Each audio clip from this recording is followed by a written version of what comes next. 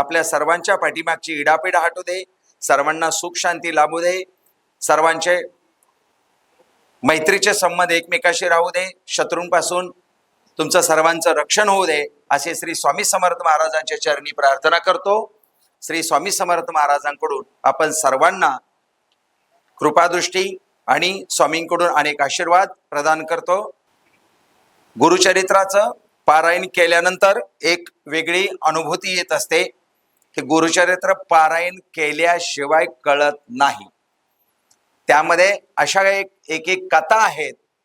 त्या कथा वाचल्यानंतर त्या कथेचा आपल्या जीवनामध्ये 100% उपयोग होतो. जो कोणी गुरुचरित्र वाचेल किंवा इतरांना सांगेल, त्या ठिकाणी मी माझीच कथा ऐकून घेण्यासाठी या ठिकाणी उपस्थित राहीन, असं स्वतः दत्तगुरूंनी आपल्याला सांगितलेलं आहे. एखाद्या ठिकाणी कोणाचा साखरपुडा लग्न असेल त्या ठिकाणी डीजे लावलेला असतो. डीजेचा मोठा आवाज केला की धडक कुठे भरती? इथे नाही भरत आहे, इथे हृदयामध्ये आज धडक भरते. धाप ढाप ढाप कुठे वाजतं? हृदयामध्ये. म्हणजे बाहेरच्या एनर्जीचा प्रभाव आणि बाहेरच्या एनर्जीचा त्रास कोणाला होतोय? तर आत फुफ्फुसांना होतोय. आणि त्या पोकळीमध्ये तो आवाज जाऊन साऊंड आपलं काम करतायत. मग हे निगेटिव्ह आहे का पॉझिटिव्ह आहे? तर ह्यालाच निगेटिव्ह एनर्जी म्हणायची. अशा प्रकारच्या खूप निगेटिव्ह एनर्जी असतात बाहेर, आणि त्या श्वासाद्वारे आपल्या फुफ्फुसामध्ये जातात, फुफ्फुसातून रक्तामध्ये जातात, आणि रक्तामधून आपल्या मेंदूपर्यंत पोहोचतात आणि आपल्याला त्रास देतात. त्यालाच इडापिडा असं म्हणतात.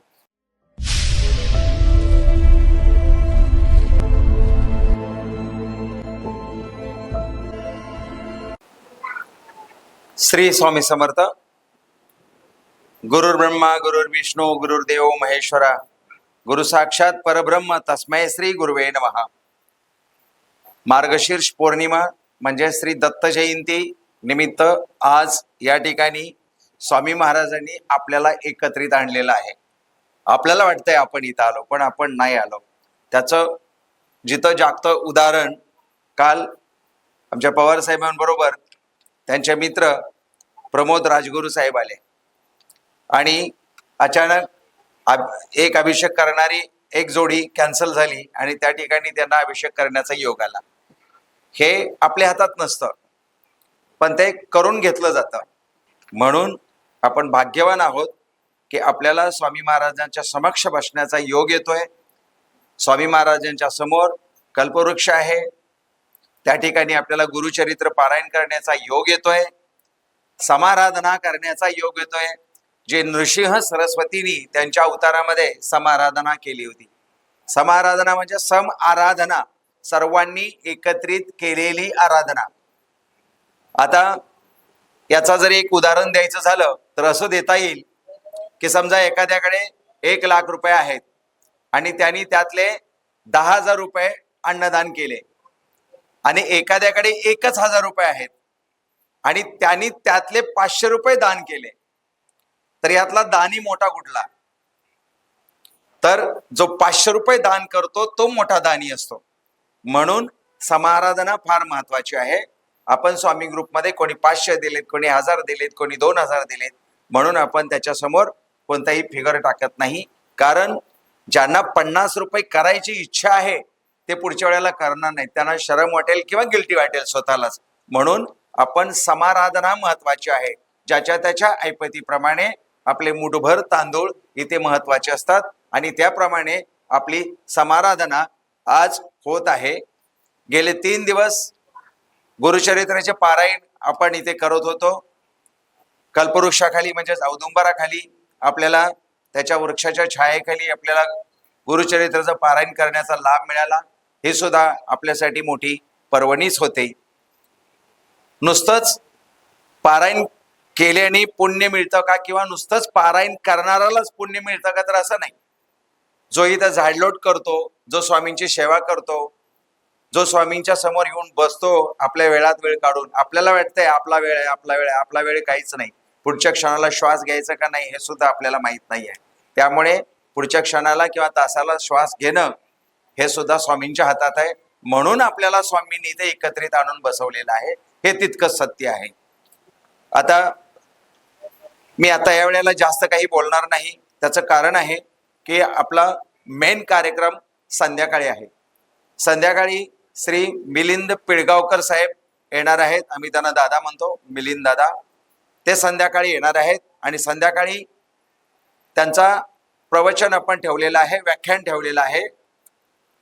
मिलिंद दादा अशी एक व्यक्ती आहे, संध्याकाळी तर मी त्यांच्याबद्दल माहिती सांगणारच आहे, तरी पण आता ऍडव्हर्टायझिंग या उद्देशाने मी तुम्हाला माहिती सांगत आहे.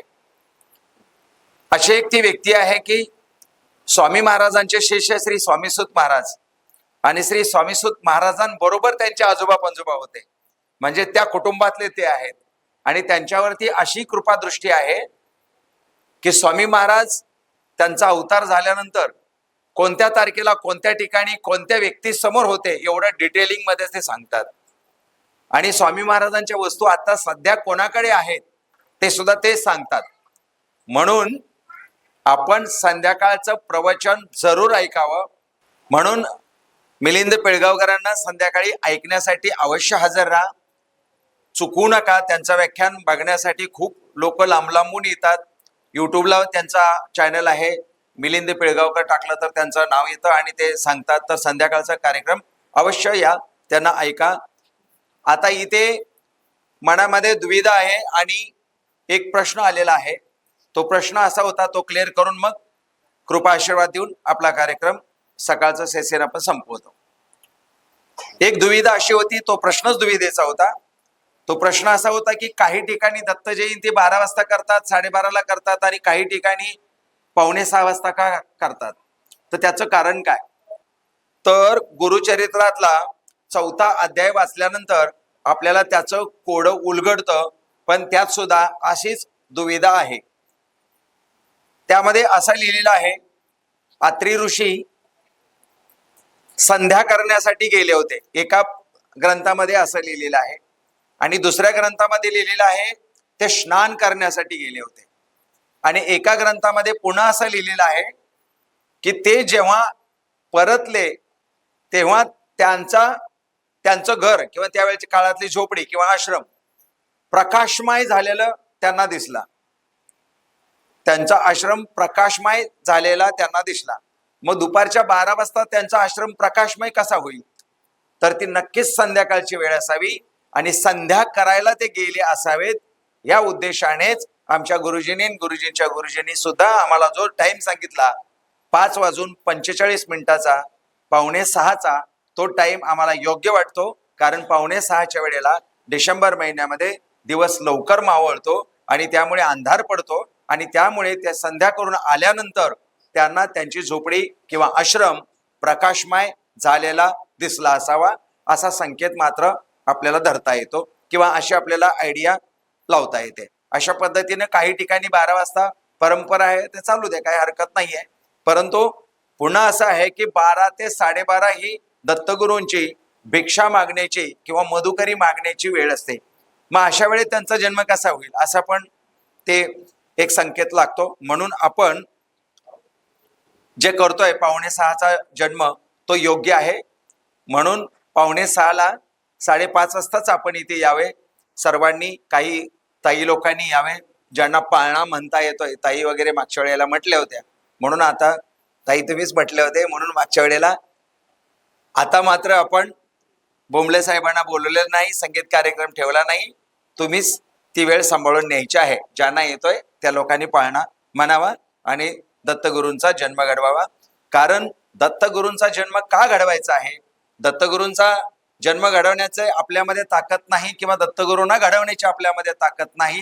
परंतु प्रत्येक वर्षी दत्तगुरूंना जन्म का घडवायचा, तर पुढच्या पिढीला सुद्धा कळलं पाहिजे दत्तगुरू म्हणजे ब्रह्मा विष्णू महेश आणि श्री स्वामी समर्थ महाराज होते आणि त्यांचं कार्य अशा पद्धतीने होतं. म्हणून प्रत्येक वर्षी गोकुळाष्टमी असू द्या किंवा कुठल्याही देवाचा रामजन्म असू द्या, रामनवमी असू द्या, कोणत्याही देवाचा जन्म आणि त्यांचा पाळणा म्हणण्याची जी पद्धत आहे यामध्ये मनोरंजन तर होतच होतं, परंतु पुढच्या पिढीला आध्यात्मिक संदेश परफेक्ट जातो. म्हणून आपण, आपल्या सर्वांची जबाबदारी आहे पुढच्या पिढींना कळण्यासाठी, म्हणून आपण दत्त जयंती साजरी करावी असा संकेत आहे.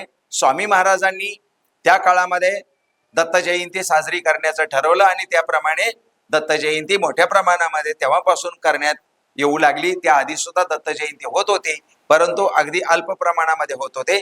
परंतु स्वामी महाराजांनी मोठ्या प्रमाणामध्ये दत्त जयंती करायला सुरुवात केली. या समाराधनेमध्ये, अन्नदान समाराधनेमध्ये भाग घेणारे खूप लोक आहेत. आपल्याला स्वामींच्या कृपेने, त्यांच्यावर सुद्धा स्वामींची कृपाच आहे. एकत्रितपणे एकच व्यक्ती अन्नदान घेणारे सुद्धा व्यक्ती आहेत. अगदी 50-50 हजार रुपये खर्च करणारे सुद्धा आहेत. परंतु आपण त्यांच्याकडून स्वामी जयंतीला आणि दत्त जयंतीला एकट्याचं कोणाचंही अन्नदान घेत नाही, कारण आपल्याला समाराधना करायची असते. दत्त जयंतीला आणि स्वामी जयंतीला ईश्वराची म्हणजे स्वामींची सर्वावरती समदृष्टीने कृपादृष्टी राहावी, या हिशोबाने किंवा अशा अंदाजाने आपण सर्वांची समाराधना घेत असतो. गुरुचरित्राचं पारायण केल्यानंतर एक वेगळी अनुभूती येत असते. हे गुरुचरित्र पारायण केल्याशिवाय कळत नाही. त्यामध्ये अशा एक कथा आहेत. त्या कथा वाचल्यानंतर त्या कथेचा आपल्या जीवनामध्ये 100% उपयोग होतो. आणि जर अशा कथा आपण कल्पवृक्षाखाली म्हणजेच औदुंबराच्या छायेखाली जर वाचल्या आणि त्याचा आपल्याला आत्मसात लवकर होतो. आणि म्हणून दत्तगुरु स्वतः औदुंबराच्या वृक्षामध्ये असतात आणि ते प्रत्यक्ष रूपाने आपल्याला मदत करण्यासाठी, आशीर्वाद देण्यासाठी येत असतात, असं गुरुचरित्रामध्ये सांगितलेलं आहे. 91व्या अध्यायामध्ये सांगितलेलं आहे, जो कोणी गुरुचरित्र वाचेल किंवा इतरांना सांगेल, त्या ठिकाणी मी माझीच कथा ऐकून घेण्यासाठी या ठिकाणी उपस्थित राहीन, असं स्वतः दत्तगुरूंनी आपल्याला सांगितलेलं आहे. म्हणजे दत्तगुरु हे सर्वश्रेष्ठ गुरुमार्गातील एक गुरुमार्ग आहे. इतर गुरुमार्ग आहेत ते श्रेष्ठ आहे नाहीत असं नाही, ते सुद्धा श्रेष्ठ आहेत. परंतु अगदी सोप्यात सोपी सेवा कशी करायची आणि लवकरात लवकर आपले दोष कसे घालवायचे, आपल्याला इडापिडा सुख शांती मिळण्यासाठी, इडापिडा जाण्यासाठी बरंच काही काही करावं लागतं. बऱ्याच अडथळे येत असतात. भूत प्रेत बाधा पिशाच या सर्व शाखेनी डाकीनी एकेनी खूप काही शक्ती असतात. ह्या शक्तींचा आपल्या शरीरामध्ये प्रवेश होत असतो. थोडक्यात ताजं उदाहरण देतो, लवकर आपल्या लक्षात येईल. एखाद्या ठिकाणी कोणाचा साखरपुडा लग्न असेल, त्या ठिकाणी डीजे लावलेला असतो. डीजेचा मोठा आवाज केला की धडक कुठे भरती? इथे नाही भरत आहे, इथे हृदयामध्ये आज धडक भरते. धाप ढाप ढाप कुठे वाजतं? हृदयामध्ये. म्हणजे बाहेरच्या एनर्जीचा प्रभाव आणि बाहेरच्या एनर्जीचा त्रास कोणाला होतोय? तर आत फुफ्फुसांना होतोय. आणि त्या पोकळीमध्ये तो आवाज जाऊन साऊंड आपलं काम करतायत. मग हे निगेटिव्ह आहे का पॉझिटिव्ह आहे? तर ह्यालाच निगेटिव्ह एनर्जी म्हणायची. अशा प्रकारच्या खूप निगेटिव्ह एनर्जी असतात बाहेर, आणि त्या श्वासाद्वारे आपल्या फुफ्फुसामध्ये जातात, फुफ्फुसातून रक्तामध्ये जातात आणि रक्तामधून आपल्या मेंदूपर्यंत पोहोचतात आणि आपल्याला त्रास देतात. त्यालाच इडापिडा असं म्हणतात. म्हणून आज आपण सर्व इथे आलात. आपल्या सर्वांच्या पाठीमागची इडापिडा हटू दे, सर्वांना सुख शांती लाभू दे, सर्वांचे मैत्रीचे संबंध एकमेकाशी राहू दे, शत्रूंपासून तुमचं सर्वांचं रक्षण होऊ दे, असे श्री स्वामी समर्थ महाराजांच्या चरणी प्रार्थना करतो. आणि आजच्या सकाळच्या आपल्या कार्यक्रमाच्या वेळेत आपण इथे आलात, आपण कार्यक्रम घेतला, आपण सर्वजण मिळून समाराधना केली, त्याबद्दल पुन्हा एकदा श्री स्वामी समर्थ महाराजांकडून आपण सर्वांना कृपादृष्टी आणि स्वामींकडून अनेक आशीर्वाद प्रदान करतो. आणि आजचा कार्यक्रम सकाळचं सेशन संपलं असं मी जाहीर करतो.